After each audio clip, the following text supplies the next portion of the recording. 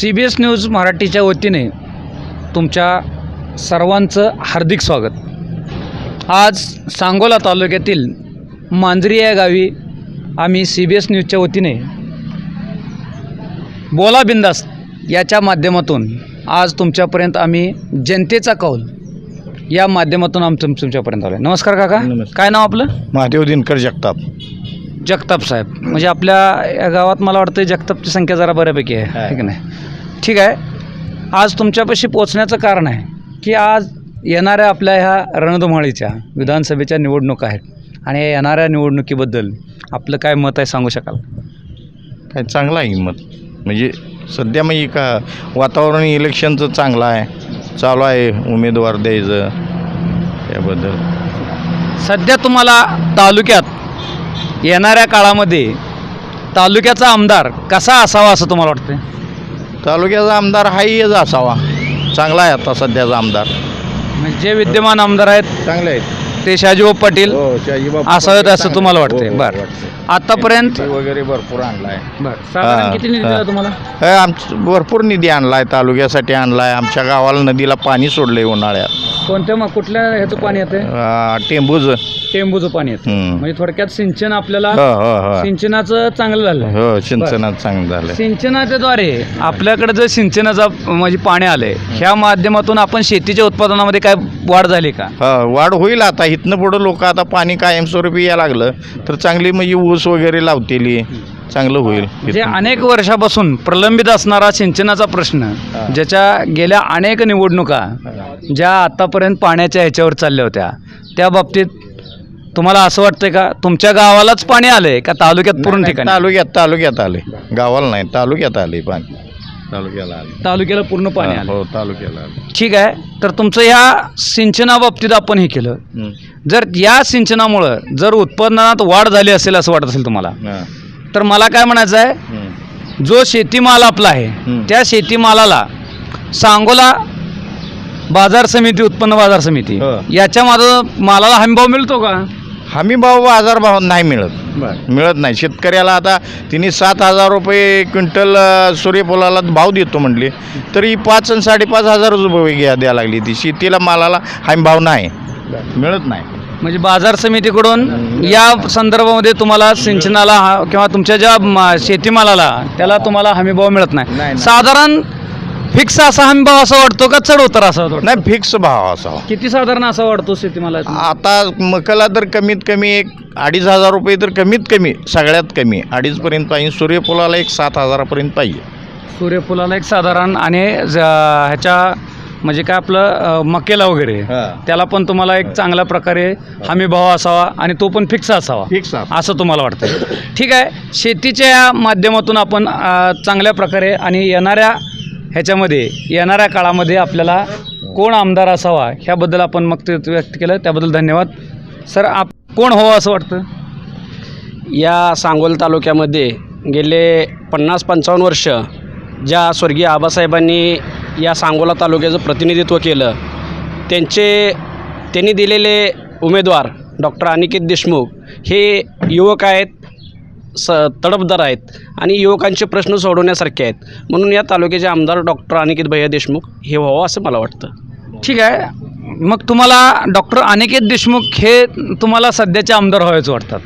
मग असं बी ऐकायला मिळतं आहे की सध्याच्या चर्चेमध्ये या राजकारणामध्ये बाबासाहेब पण या राजकारणामध्ये उतरतील. मग दोघांपैकी कोण होईल असं वाटतं तुम्हाला आमदारकीच्या निवडणूक? नाही, त्यामध्ये डॉक्टर बाबासाहेब देशमुख आणि डॉक्टर अनिकेत देशमुख हे चुलत बंधू आहेत.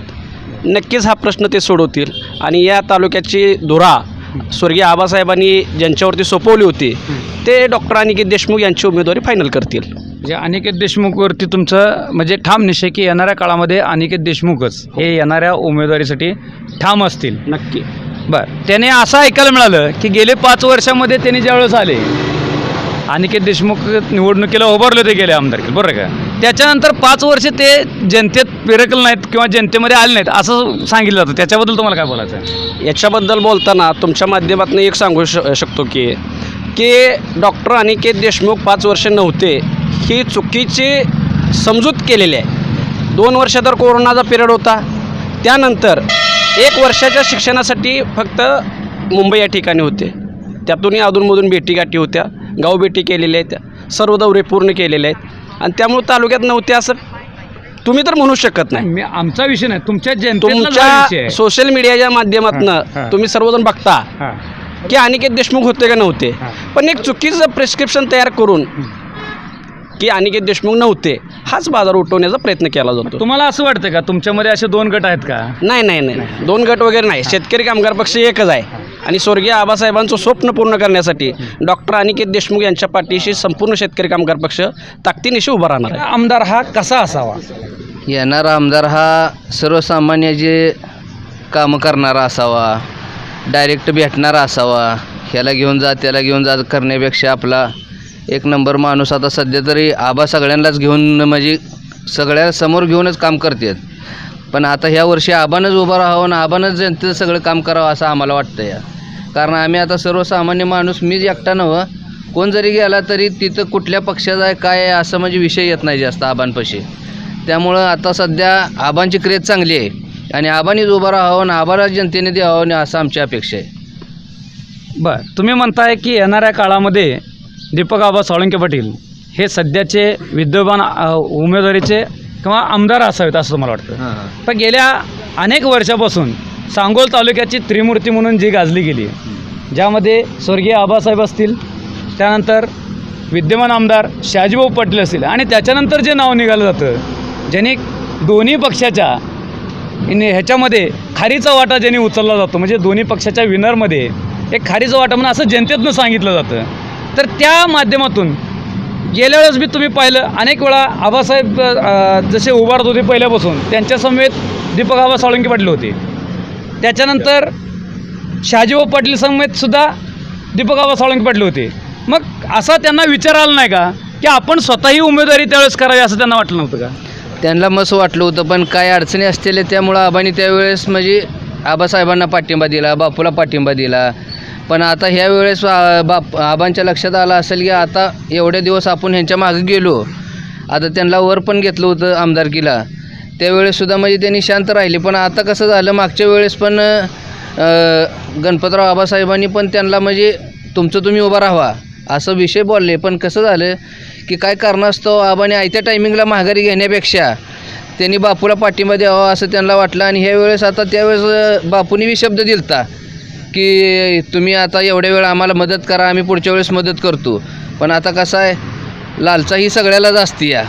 आता काय झाडीन काय डोंगर झाल्यामुळं बापूलाही वाटायला लागलं आहे आता परत मी अजून एकदा आमदार व्हावं. यामुळं आता आबांनी काय माघारी घेणार नाही. आमदार कसा असावा? जनतेचा आमदार दीपक आबा साळुंके पाटलांसारखा असावा असं माझं स्वच्छ, स्पष्ट आणि रोखठोक मत आहे. बाकी तालुक्याचा विकास म्हणचाल, आबासाहेबांनी काय केलं म्हणचाल, तर इतपत मी इतका मोठा नाही. आबासाहेब मोठ्या आबासाहेबाबरोबर शब्द बोलणे इतका किंवा बापूंबद्दल. फक्त आता माझी स्पष्ट भूमिका आहे की ह्यावेळेस दीपक आबांनी ठामपणे उभा राहावं आणि आम्ही त्यांना आता काही दिवसात सांगणार पण आहे. कारण इतक्या दिवस मोठ्या आबासाहेबांना बी आबांनी पाठिंबा दिला, कालच्या वेळेससुद्धा बापूंना पाठिंबा दिला आणि बापू जर वेळेस 35-40 हजार मतांनी जे पडत होतं ती बॅकलॉग आबांनी भरून काढला. आणि बापू जे राजकीय वनवासाय दलदलीत फसले होते, कारण बापूचा आस्त आता हे हो झालता, तर त्या दलदलीतून बाहेर काढण्याचं काम आबांनी केलेलं आहे. कारण आजपर्यंत आबा किंगमेकरच्या भूमिकेत राहिलेले आहेत. निवडणुका लागतील, विधानसभेच्या निवडणुका लागतील, तर त्या बाबतीत आपण विचार करत असताना येणाऱ्या काळामध्ये जनतेचा आमदार कसा असावा? जनतेचा आमदार फक्त शेतकऱ्यासाठी काम करणारा असावा, बाकी कशासाठीही नसावा. त्यानं पहिल्यांदा शेतकऱ्यासाठी काम केलं पाहिजे ही अपेक्षा आहे. बाकी नंतर मग उद्योगपती असतील किंवा अजून काय व्यवसाय असतील, पण शेतकऱ्यासाठी सगळ्यात. कारण भारतात शेतकरी हा 70% तरी कमीत कमी आज आहे आणि त्याची फार दयनीय अवस्था आहे आणि त्या दयनीय अवस्थेकडे बघणं हे सरकारचं काम आहे. सरकारशिवाय दुसरं कोणी बघू शकणार नाही असं माझं. ठीक आहे सर, शासनाच्या दृष्टिकोनातून, शेतकऱ्यांच्या दृष्टिकोनातून कशा प्रकारची योजना असाव्यात असं तुम्हाला वाटतं? शेतकरी केंद्रीभूत धरून कुठलीही योजना असावी. मग त्यासाठी कुठल्याही प्रकारानं शेतकऱ्याला कशा पद्धतीनं मदत होईल त्याच पद्धतीनं चालावं, म्हणजे धोरण असावं. बाकी दुसरं सेकंड प्रेफरन्स तुम्ही इतर व्यवसायाला द्या, पण फर्स्ट प्रेफरन्स हा मात्र शेतकऱ्याला दिला जावा एवढी अपेक्षा आहे. कोणती योजना असाव्यात? सगळ्यात एक महत्त्वाचं, शेतकरी त्याच्या कष्टानं त्याच्या हिमतीनं तो कष्ट करून पैसे मिळवण्यासाठी किंवा उत्पन्न काढण्यासाठी खंबीर आहे. फक्त त्यानं उत्पादित केलेल्या मालाला त्याचे व्यवस्थित भाव मिळत नाही, त्याचा परिणाम शेतकरी फक्त हे व्हायला लागला आहे, गरिबीत चालला आहे. त्याचं कारणच असं आहे की प्रत्येक गोष्ट MRPवर विकली जाते. त्याला तो MRP कोण उत्पादक असेल, कोण प्रोड्युसर असेल तो ठरवू शकतो, पण बिचारा शेतकरी स्वतःचं प्रोडक्शन MRP ठरवू शकत नाही. ती जी व्यथा आहे, ही सगळ्यात वाईट परिस्थिती शेतकरीची. मग सर, आपल्या तालुक्यामध्ये कृषी उत्पन्न बाजार समिती आपल्या सांगोल तालुक्यासाठी मग शेतकऱ्यांना ते योग्य भाव देते का? नाही, कृषी उत्पन्न बाजार समितीजवळ नाहीच आहे. नाही, नेमका कसा भाव द्यावा असं वाटतं? नेमकं कसं आहे, गव्हर्नमेंटनं ह्याच्यावर काहीतरी एक यंत्रणा राबवली पाहिजे की जेणेकरून त्याचा उत्पादन खर्च किती आहे, त्याची प्रोडक्शन कॉस्ट किती आहे, हे गव्हर्नमेंटनं बघितलं पाहिजे. ह्या दोन गोष्टीवर आजसुद्धा हे गव्हर्नमेंट बघत नाही. कुठलेही असू दे, आत्तापर्यंतच्या गव्हर्नमेंटमध्ये कोणीही हे बघितलेलं नाही. एक उदाहरण म्हणून मी तुम्हाला सांगतो की रासायनिक जी खतं विकली जातात किंवा रासायनिक ही औषधं विकली जातात, अहो त्याची किती किंमत असावी त्याला मर्यादा नाही आणि त्याच्यावर नियंत्रण कोणाचंही नाही. इतकी वाईट परिस्थिती आहे की त्याची प्रोडक्शन कॉस्ट तेवढी नसते. विकताना त्याच्यावर MRPची किंमत असते साधारणपणे 2,000. ती माल आपल्याला दुकानदाराकडे मिळतो 1,500ला. तो कितीला घेतो हा विचार वेगळा, त्याला त्यातनं काहीतरी प्रॉफिट काढतो. म्हणजे खरी त्याची किंमत ही शेतकऱ्याला माहीतच नाही. आणि त्याच्यावर ह्या कृषी खात्याचं किंवा गव्हर्नमेंटचं जे नियंत्रण पाहिजे ते नियंत्रण नाही. गव्हर्नमेंटचं ह्याच्यावरती एक निश्चित असं नियंत्रण असावं असं तुम्हाला? शेतकऱ्याला ज्या पुरवठा केला जातात ह्याच्यावर नियंत्रण नाही. स्पेशली मी सांगतो त्याचे शासनाचं त्याच्यावरती नियंत्रण असावं.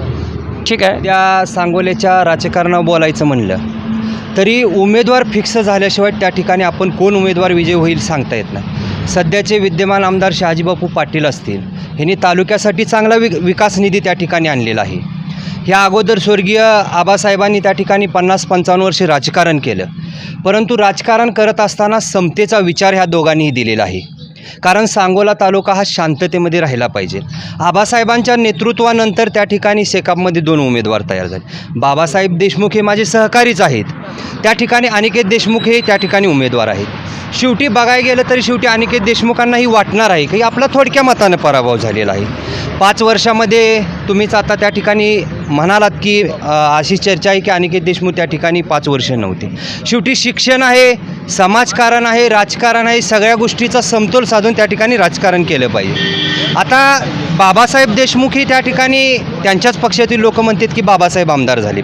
शेवटी त्यांचा वैयक्तिक दोघांचा घरगुती प्रश्न आहे. त्या दोघातून कोण एक उमेदवार असेल, हिकंड शहाजीबापू पाटील असतील आणि तिकंड दीपक आबाही तयारी करत आहे.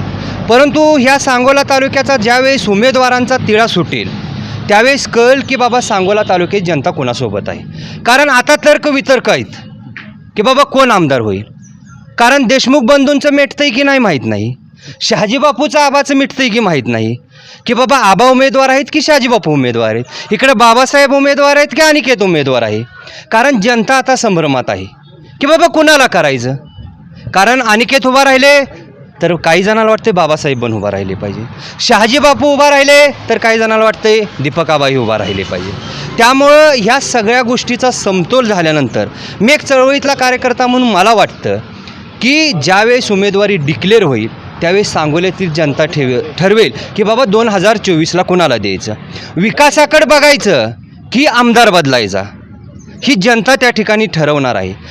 विकासाच्या बाबतीत जर बोलायचं झालं तरी आबासाहेबांच्या नंतर शहाजीबापूंनी सांगोला तालुक्याचा ह्या 5 वर्षामध्ये चांगल्या प्रकारचा विकास केलेला आहे. त्यांच्या खांद्याला खांदा लावून दीपक आबाही त्या ठिकाणी करतात आणि हे करत असताना शहाजीबापूंनी सांगोल्यामध्ये समतोल त्या ठिकाणी राखण्याचा प्रयत्न असेल. अनिकेत देशमुख असतील, त्यांनाही त्या ठिकाणी त्यांनी ज्या ज्या गोष्टीला त्या ठिकाणी सहकार्य लागेल ते घेण्याचा त्या ठिकाणी प्रयत्न केला. कालचाच किस्सा आहे, अनिकेत देशमुख साहेब खाली बसले होते, छत्रपती शिवाजी महाराजांचा त्या पुतळ्याचा अनावरण सोहळा होता. ते शहाजीबापूंच्या ती गोष्ट लक्षात आली आणि शहाजीबापूंनी मनाचा मोठेपणा दाखवला.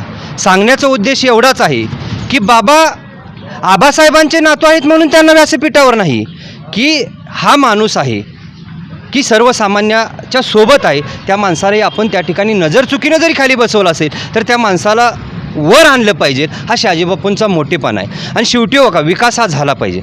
शेवटी विकासाशिवाय काही चालत नाही. सरकार कुणाचं येतं आहे, कुणाचं जातं आहे, ह्याला लोकांनी प्राधान्य न देता माणूस कोण आहे बघून मतदान केलं पाहिजे. कारण शेतकरी कसं आहे माहीत आहे का, जे हे सरकार जे आलं आहे शिंदेसाहेबांचं, त्या सरकार आल्यापासून जे शेतकऱ्यांचे जे काही प्रलंबित प्रश्न आहेत त्या गोष्टीकडे जास्त लक्ष न देता हे जे सरकार आहे हे म्हणजे कसं माहीत आहे का, ह्यांचा भविष्यात मार्ग कसा मोकळा होईल ह्या गोष्टीकडे जास्त लक्ष दिले जाते. शेतकऱ्यांचे जे काय भरपूर असे प्रश्न आहेत त्या प्रश्नाकडे जास्त करून लक्ष दिलं जात नाहीत. मग तुम्ही सिंचन घ्या नाही तर इतर कोणतेही तुम्ही प्रश्न घ्या शेतकऱ्यांचे, त्या प्रश्नाकडे पूर्णपणे दुर्लक्ष केलं जाते. कसं ह्याच्या पाठी म्हणजे तुम्हाला थोडक्यात सांगायचं म्हणजे म्हटलं तर आता हे लाडकी बहीण योजना म्हणा किंवा इतर जे काय महिलांना जे काय म्हणजे थोडक्यात आमिष दाखवण्याचे जे प्रयत्न चालू आहेत सध्या चालू आहे ह्याच्यामध्ये, ह्या अशा गोष्टीकडे जास्त करून सरकारचं लक्ष आहे. आणि आता सिंचन म्हणा, तुम्ही शेतकऱ्यांचे दुधाचा हमी भाव म्हणा, इतर कोणतेही शेतकऱ्यांचे जे महत्त्वाचे प्रश्न आहेत त्या गोष्टीकडे जास्त करून दुर्लक्ष केलं जाते. शासनाने शेतकऱ्यांच्या दृष्टिकोनातून कोणती उपाययोजना करावं जेणेकरून शेतकऱ्यांच्या त्या फायदेशीर ठरेल? आता सर कसं आहे माहीत आहे का, सर्वसामान्य आता मुख्यमंत्री तर काय असं काय म्हणजे बाहेरच्या देशातून आलेले वगैरे नाहीत, ते पण एक सर्वसामान्य कुटुंबातीलच आहेत. त्यांनी सरळ सोपं म्हणजे विषय माहीत आहे का, शेतकऱ्यांचे जे महत्त्वाचे काय विषय आहेत, दुधाला जास्त भाव वाढ, परत जे काय म्हणजे शेतीमध्ये जे काय पिकवलं जातं धान्य त्याला जास्त भाव देणे, ह्या अशा गोष्टी जे काय आहेत त्या गोष्टीला जास्त प्रथम प्राधान्य द्यावं माझ्या मते. म्हणजे शेतीपूरक व्यवसाय असणारे दुग्धजन्य जे आहेत त्या व्यवसायाला सुद्धा थोडंसं दुधाला हमी भाव मिळावा किंवा दर मिळावा. साधारण दुधाला दर किती मिळावा म्हणजे शेतकऱ्याला पडलं असं वाटतं? 40 रुपये 40 रुपयाप्रमाणे. आणि जे अनुदान दिलं जातं त्या बाबतीत ते अनुदान वगैरे सर काय नाही, त्या फक्त नुसते ते तुमच्या माझ्या असं म्हणजे बोलण्यातल्या गोष्टी आहेत त्या काही शक्य नाहीत. त्याला पण भरपूर अशा प्रमाणात त्रुटी निघतात. 1-2 मस्टरचं दिलं जातं नाही तर बाकी परत त्यात शेतकऱ्याचे कागदपत्रामध्ये काय त्रुटी निर्माण करून ते फॉर्म वेळोवेळी रिजेक्ट करतात. आणि कसं आहे, शेतकरी दूध उत्पादन करणारे जे शेतकरी आहे ते जास्तीत जास्त 15 ते 16 म्हणजे गायींमध्ये तो उद्योग करत असतो. त्यामुळे त्यांना प्रत्येक रोजच्या रोज वेळेत वेळ काढून ते डॉक्युमेंट घेऊन कागदपत्र घेऊन प्रत्येक वेळी तिथे जाऊ शकत नाही. त्यामुळे ते काय ना काय त्रुटी काढून रिजेक्ट करायचं, 3-4 दिवस त्याआधी गेले असे करण्यात त्या शेतकऱ्याचा वेळ वाईपट जातो ह्याच्यामध्ये. हे सगळ्यात महत्त्वाचं म्हणजे दुधाचा जो दर आहे तो दुधाचा दर योग्य जर भाव दिला तर साधारण 40 रुपये जर प्रमाणे दिला तर तुमच्या मते शेतकरी हा सक्षम होईल. बरोबर आहे, सक्षम होऊ शकतो. शेती आणि शेतीपूरक, भारत हा शेतीप्रधान देश आहे आणि त्याच्यावर आधारित जर शेतीपूरक व्यवसाय जर चांगल्या पद्धतीने आणि त्याला जर दर चांगले आले तर येणाऱ्या काळामध्ये निश्चितच चांगल्या प्रकारे शेतकऱ्यांना दिवस येतील असं तुम्हाला म्हणायचं. बरं, ह्याच्या पलीकडे जाऊन येणारा आता चालूच्या तुमच्या या गावामध्ये जे आरोग्यविषयक असेल किंवा शासकीय कामबद्दल याबद्दल तुम्हाला काय सांगावं वाटतं?